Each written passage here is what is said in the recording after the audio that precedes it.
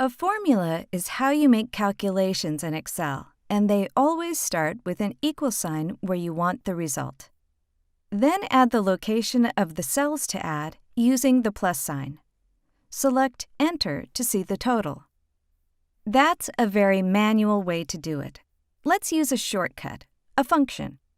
Select the cell where you want the sum total. Equals. Then type a function. For example, sum for adding numbers. To select the range of cells, start with a left parenthesis. Instead of typing, select the first cell you want added and drag to the last cell. Enter. You see the total, but also notice the formula in the bar above, the sum of all cells B2 through G2.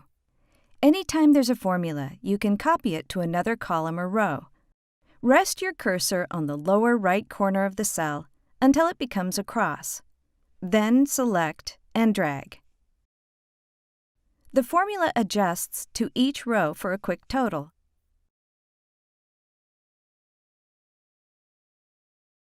This is just the first step in formulas. You can find a lot more help, including our tutorial, in the File menu.